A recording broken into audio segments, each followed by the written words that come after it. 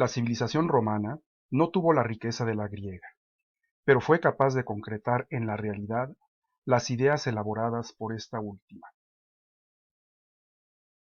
Fundada en 753 a.C., tras numerosos conflictos entre los patricios y los plebeyos, Roma se deshace de la realeza a finales del siglo V a.C. La ley de las 12 tablas, en 450 a.C., establece la igualdad entre patricios y plebeyos, que juntos constituyen el pueblo romano. La ley de las 12 tablas funda el derecho romano, el cual va a regular la vida social y definir las libertades y derechos de cada ciudadano.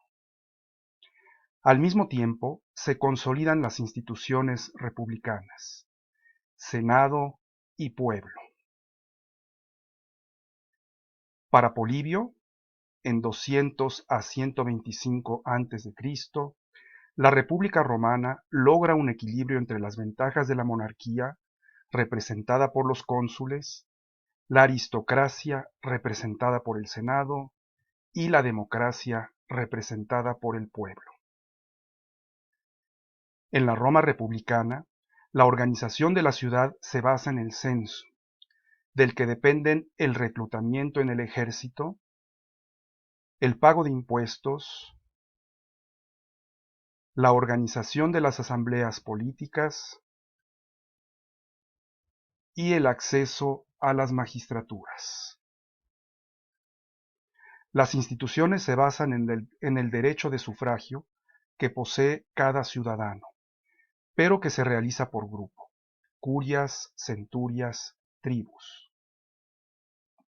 La república se compone de 3 asambleas o comicios: los comicios curiados, es decir, la asamblea legislativa más antigua; los comicios centuriados, asamblea que abarca a patricios y plebeyos; y los comicios tributos, que encuentran su origen en el Concilium Plebis, concilio de la plebe. La mayoría de las magistraturas, es decir, los cargos públicos, son electivas.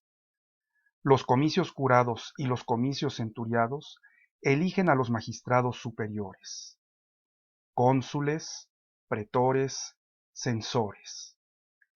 Los comicios tributos eligen a los magistrados inferiores, entre ellos a los tribunos, quienes proponen la mayoría de las iniciativas de ley. Los cónsules son la cabeza del poder ejecutivo. El pretor se encuentra justo por debajo del cónsul. Su función principal es la de administrar justicia. También convoca al Senado y a los comicios, promulga leyes, gobierna provincias y comanda ejércitos. El censor es una magistratura colegiada formada por 2 censores que tiene a su cargo la realización del censo, la supervisión de la moralidad pública y algunas tareas relacionadas con las finanzas públicas. El tribuno es la cabeza de cada una de las tribus. Percibe el tributo, recluta el contingente militar que cada tribu debe aportar. Puede vetar las resoluciones del Senado y proponer plebiscitos. El Senado cuenta con alrededor de 300 miembros. Está compuesto por antiguos magistrados, cónsules, pretores y ediles, así como por las cabezas de familia patricias, los nobles. Se encarga de ratificar las leyes propuestas por los comicios. Aconseja a los magistrados, tiene a su cargo la política exterior, las finanzas y la religión. 16 años después de la muerte de Cicerón, en el año 27 a.C., Octavio Augusto recibe el título de imperator. La vida cívica se derrumba. Bajo el imperio, la ciudad va a difundir su civilización.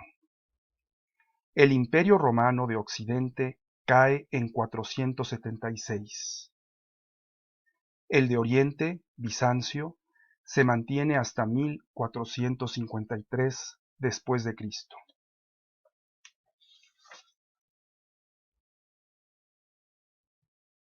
Las ideas de Cicerón no se distinguen por su originalidad. Toma de Polibio las ideas de excelencia de la forma mixta y la teoría del ciclo histórico de las formas. El verdadero aporte de Cicerón a la historia del pensamiento político consiste en dar a la doctrina estoica del derecho natural la formulación con la que será conocida en Europa occidental. La ley natural es inmutable, eterna. No puede ser derogada ni abrogada. No necesita intérprete. Rige a todos los pueblos en todos los tiempos. A la luz de esta ley, todos los hombres son iguales, no en saber y en riqueza, sino porque poseen razón. Todos son capaces de distinguir entre lo bueno y lo malo. La consecuencia de este axioma ético es que un Estado no puede perdurar si no se basa en la justicia y en el reconocimiento de los derechos de los ciudadanos. De este axioma se desprenden los siguientes principios de gobierno. La autoridad del Estado procede del pueblo. La autoridad solo debe ser ejercida con apego al derecho y solo está justificada por razones morales.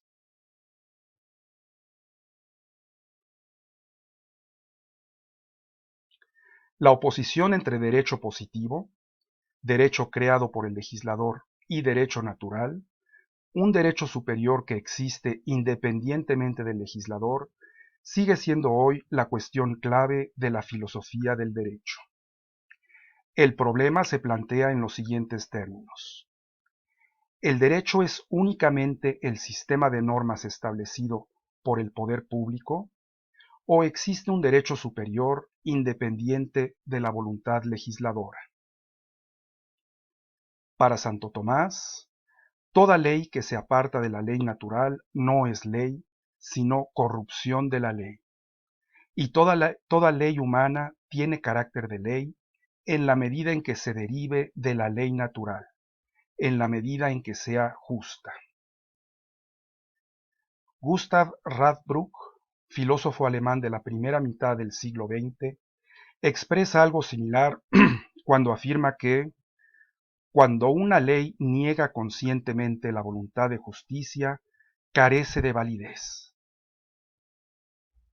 Hay principios jurídicos fundamentales que son más fuertes que cualquier normatividad jurídica, hasta el punto que una ley que los contradiga carecerá de validez.